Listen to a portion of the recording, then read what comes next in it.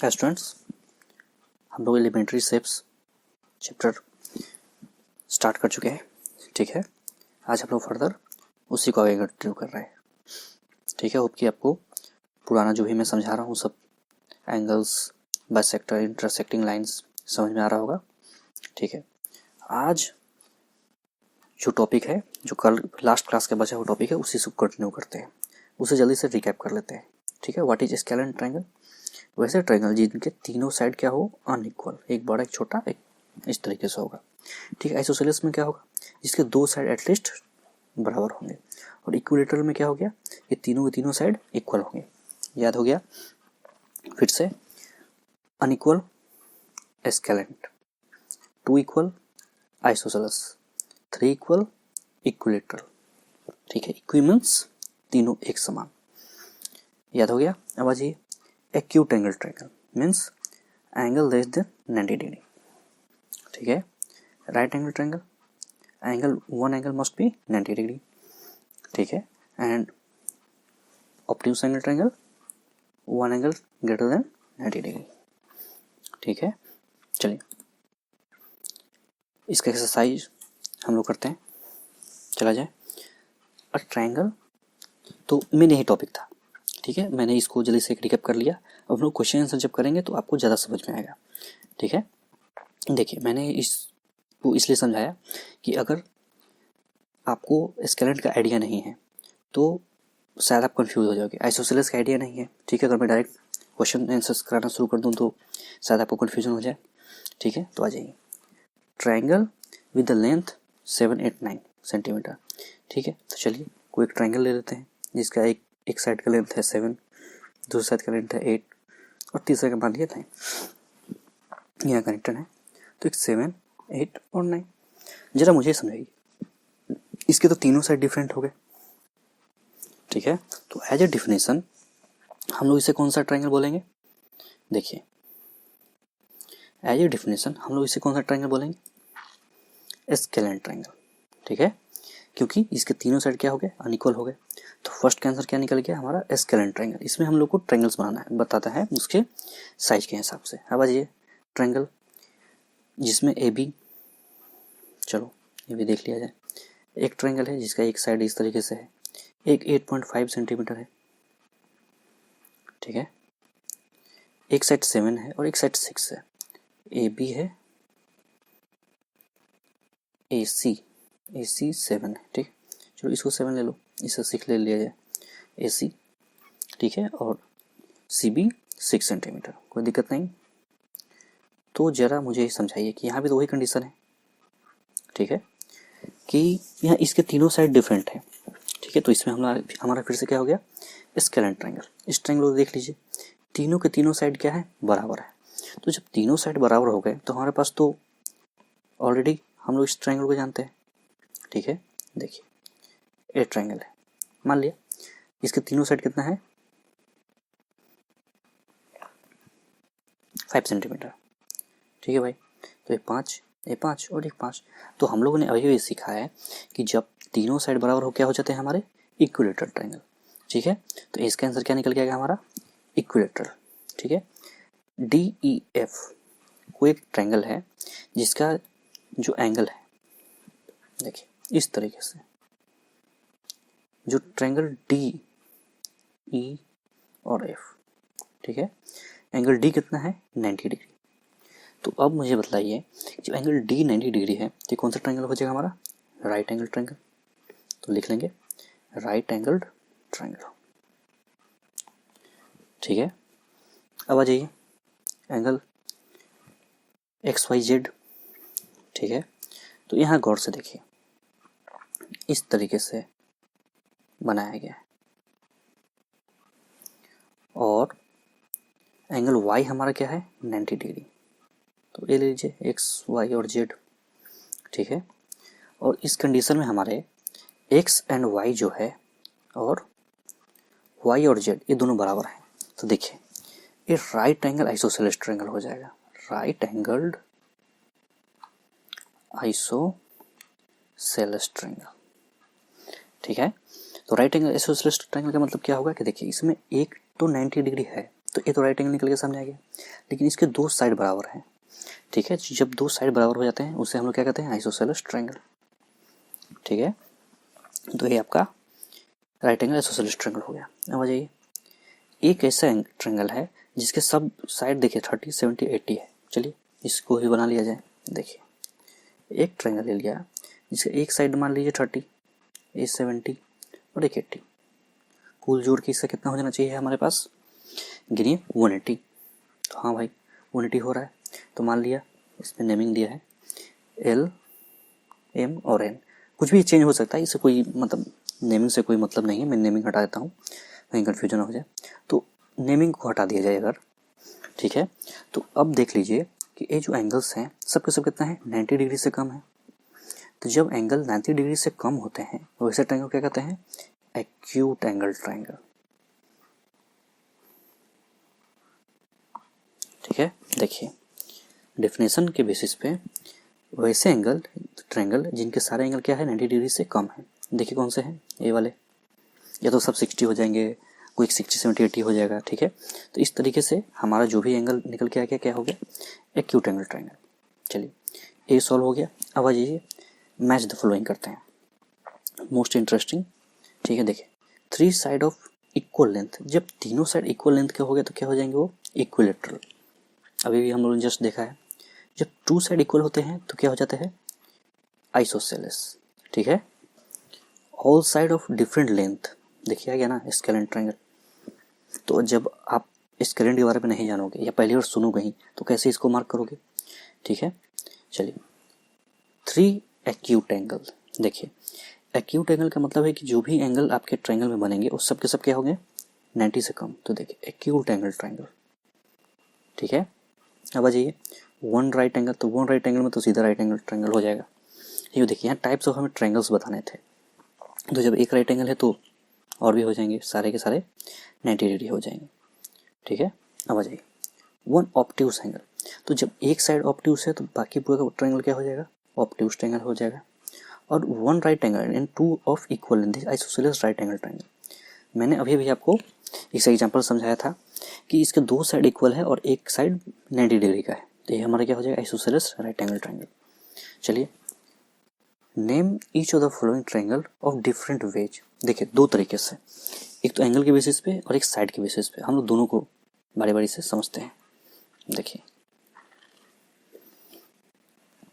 First को देख लीजिए, इसके 2 साइड बराबर है तो ये तो हमारा आइसोसेलेस ट्रायंगल फिक्स हो गया, ठीक है। लेकिन इसके एंगल्स भी देखिए सबके सब 90 से कम है, तो ये हमारा एक्यूट एंगल भी हो जाएगा, ठीक है। तो समझ में आया एक्यूट एंगल क्यों हुआ, क्योंकि इसके सारे के सारे एंगल 90 डिग्री से कम है और इसके 2 साइड बराबर है, तो ये हमारा क्या हो गया, आइसोसेलेस ट्रायंगल भी हो गया।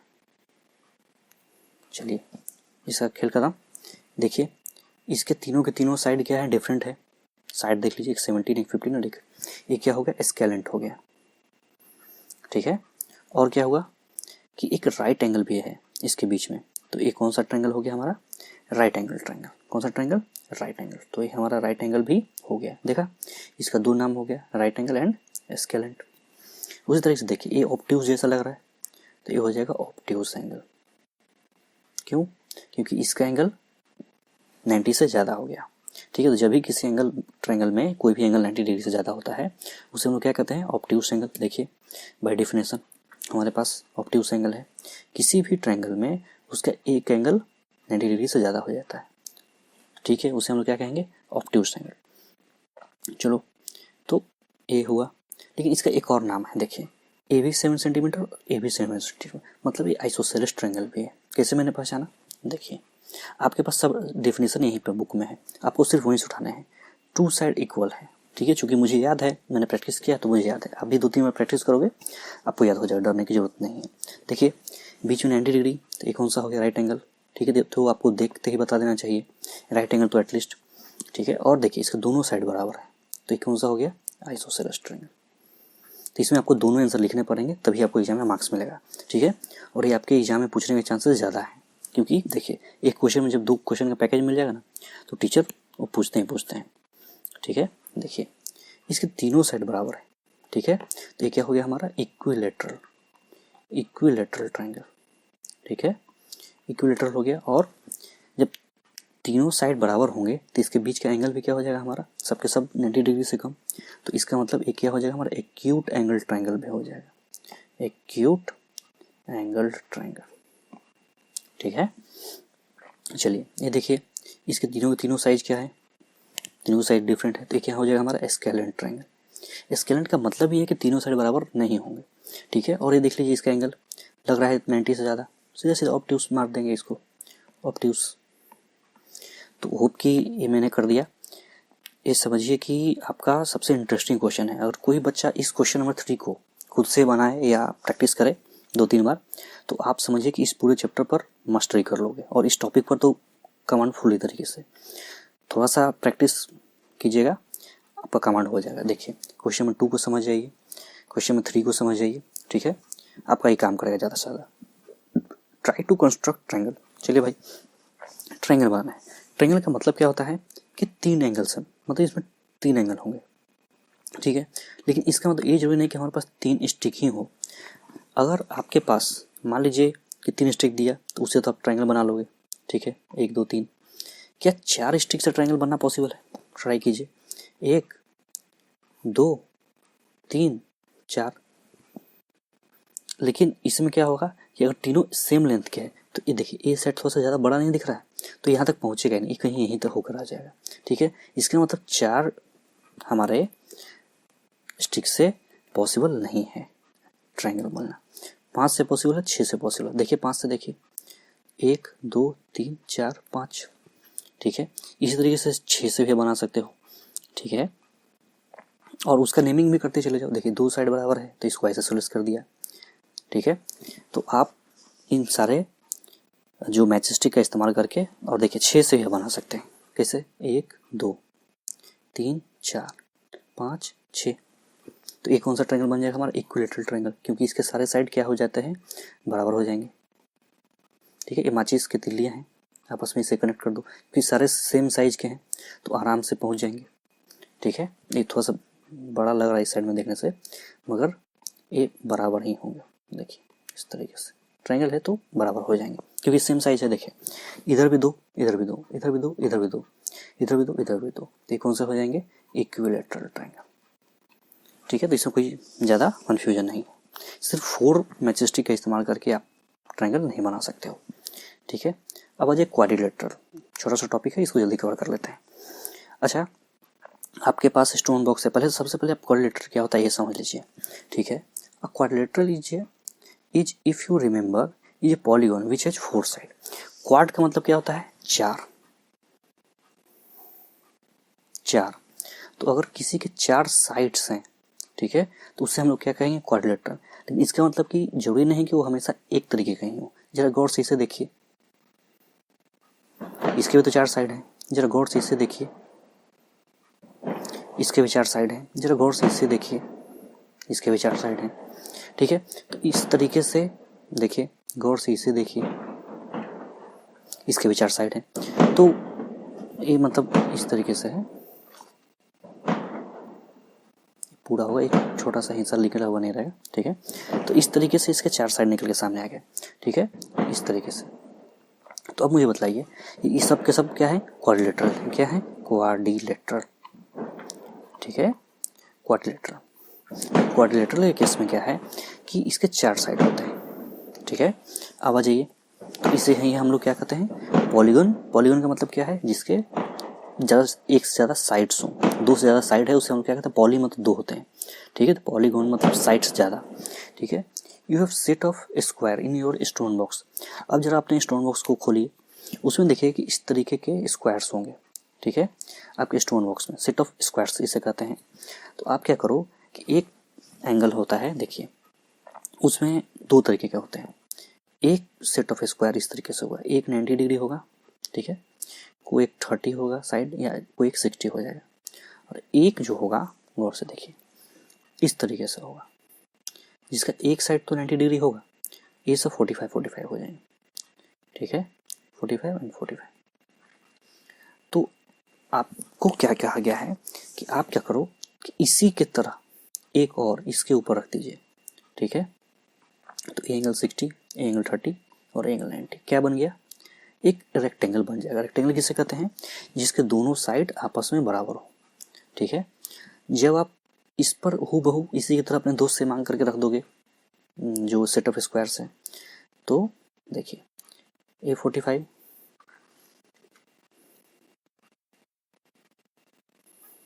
A45, A45 और A90, ठीक है। ये क्या बन जाएगा हमारा? स्क्वायर, ठीक है। ये बन गया हमारा रेक्टेंगल, ठीक है। तो रेक्टेंगल स्क्वायर कैसे बना? देखिए, जब आप 30, 60 और 90 वाले का दो पेयरिंग करते हो तो ये हमारा क्या निकल के आता है? रेक्टेंगल। जब 45, 45 और 90 का पेयर बनाते हो ये क्या निकल के आता है? हमारा स्क्वायर, ठीक है। तो इस तरीके से आप दो जो आपके सेट ऑफ स्टोन बॉक्स में स्क्वायर दिए गए हैं उसका इस्तेमाल करके आप इस मतलब डायग्राम को बना सकते हो, ठीक है। देखिए अब आइए, जो 60-30 है ना उसके पोजीशन को चेंज कर दीजिए, ठीक है। जो बड़ा वाला साइड है ना उसको आपस में ज्वाइन कर दीजिए। तो देखिए कुछ इस तरीके का इमेज निकल के सामने आएगा, इस तरीके का। इसे क्या कहते हैं? पैरेललोग्राम। इसके क्या होते हैं कि अपोजिट साइड इक्वल होते हैं मगर इसके बीच का जो एंगल होता है वो 90 डिग्री नहीं होता है, ठीक है। अगर ये रेक्टेंगल होता तो साइड बराबर होते, ठीक है, मगर इसके जो एंगल्स है ये सब के सब 90 होते। तो पैरेललोग्राम में और रेक्टेंगल में यही डिफरेंस, पैरेललोग्राम, ठीक है। चलिए अब आ जाइए रोम्बस। रोम्बस के लिए आपको 4 चाहिए, इसे सेट ऑफ स्क्वायर 30, 60 और 90 का, वो क्या बन जाएंगे? रोम्बस। रोम्बस का मतलब क्या है? देखिए ये क्या है? स्क्वायर, इसके चारों साइड क्या है? बराबर। देखिए उसी को हल्का मैंने तिरछा कर दिया और इसके भी चारों साइड बराबर होंगे, ठीक है, मगर इसके जो एंगल्स होंगे वो 90 डिग्री नहीं होंगे, ठीक है। देखिए तो ये हो गया हमारा स्क्वायर और ये क्या है? हमारा रोम्बस। तो समझ गए चारों। तो अब जब भी मैं आपसे पूछूं कि व्हाट इज रेक्टेंगल, तो रेक्टेंगल का मतलब क्या हो गया कि उसके जो अपोजिट साइड होंगे वो क्या होंगे? बराबर होंगे, ठीक है। लेंथ और ब्रेथ स्क्वायर के क्या हो जाएंगे? सारे साइड क्या हो जाएंगे? इक्वल हो जाएंगे। पैरेललोग्राम में क्या होंगे कि अपोजिट साइड तो इक्वल होंगे मगर इनके बीच का एंगल क्या हो जाएगा? हमारा 90 डिग्री नहीं रहेगा। रोम्बस में क्या होता है कि इसके सारे साइड बराबर तो होंगे मगर इसके बीच का जो एंगल है वो 90 डिग्री नहीं होता है, ठीक है। याद हो गया? देख लीजिए। और ये हो गया मैं ट्रेपीजियम, मतलब इसको भी पढ़ ही लेते हैं, ठीक ना। ट्रेपीजियम का इससे ज़्यादा यूज होता नहीं है, बेसिकली ज़्यादा इसका है नहीं, मगर फिर भी देखिए इसके भी 4 साइड होते हैं, ठीक है। इसका रूल क्या है? देखिए if you servlet you have several set of you can build like this structure, ठीक है। इसमें क्या हो जाते हैं कि इसके साइड इक्वल नहीं है, इसके कोई भी साइड इक्वल नहीं, ठीक है। अगर आप यहाँ से एक लाइन इसे ड्रॉ कर देते हो तो इसमें क्या निकल के आ जाएगा कि या तो एक रेक्टेंगल निकल के आ जाएगा या कभी स्क्वायर भी है, रेक्टेंगल और एक ट्रायंगल, ठीक है, एक ट्रायंगल। तो इस पर ज़्यादा सवाल बनते नहीं हैं, अगर बनते भी है तो इजीली सॉल्व हो जाएंगे।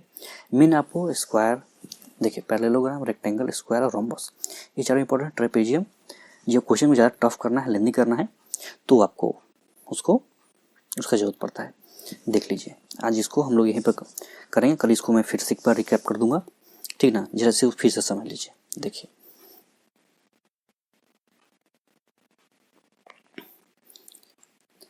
पैरेललोग्राम के केस में जो अपोजिट साइड है क्या हो जाते हैं? इक्वल होंगे एंड पैरेलल होंगे, ठीक है। कि ऑल साइड इसके इक्वल होते हैं? नहीं, इसके ऑल साइड इक्वल नहीं है। कि अपोजिट एंगल इक्वल होते हैं? हाँ होते हैं। देखिए ये है पैरेललोग्राम, ठीक है। इसके जो अपोजिट एंगल क्या होते हैं? बराबर होते हैं, ठीक है। क्या इसके डायगोनल होते हैं इक्वल? तो बोलते हैं नहीं। क्या इसके परपेंडिकुलर? परपेंडिकुलर क्या होता है? देखिए ये मैं आपको यहाँ समझा रहा था, इसे कहते हैं परपेंडिकुलर। किसी भी पॉइंट से किसी भी लाइन पर 90 डिग्री का एक लाइन ड्रॉ कर देना या कुछ मतलब लाइन ही ड्रॉ कर देना एकदम सीधा सीधा, इसे क्या कहते हैं हम लोग? परपेंडिकुलर। तो परपेंडिकुलर कोई ज़्यादा टर्म नहीं है, ठीक है। इस तरीके से आपने परपेंडिकुलर भी समझ लिया, ठीक है। तो इसमें ज़्यादा कुछ समझने का नहीं है। जो डेफिनेशन है देखिए, रेक्टेंगल इसके opposite side equal and parallel होंगे, ठीक है। क्या इसके ऑल साइड इक्वल होंगे? नहीं। क्या इसके अपोजिट एंगल इक्वल होंगे? हाँ। क्या इसके डायगोनल्स इक्वल होंगे? बोलते हाँ, यस। क्या इसके डायगोनल एक दूसरे परपेंडिकुलर होंगे? तो बोलते नहीं, ठीक है। इसके रेक्टेंगल के केस में इस तरीके से होते हैं, ठीक है। तो ये तिरछे हो जाएंगे, तो परपेंडिकुलर नहीं होते हैं, ठीक है। चलिए, स्क्वायर के केस में परपेंडिकुलर होते हैं, ठीक है। देखिए, क्या रोम्बस के अपोजिट एंगल इक्वल होते हैं? हाँ। तो ये आपको मोटा मोटा याद रखना है, ठीक है। बाकी आप धीरे धीरे जब प्रैक्टिस करते चलोगे तो आपको याद होते चले जाएंगे, ठीक है। ट्रेपीजियम के केस में अपोजिट एंगल इक्वल होते हैं? मतलब नहीं, ठीक है। चलिए, आज इसको यहीं रखते हैं। छोटा सा टॉपिक था और हम लोग कल इसको आगे फर्दर 1-2 क्लासेस में कंटिन्यू कर लेंगे, ठीक है। और कंप्लीट हो जाएगा डिस्कशन, 1-2 क्लासेस और लगेंगे। चलिए, थैंक्स फॉर वॉचिंग।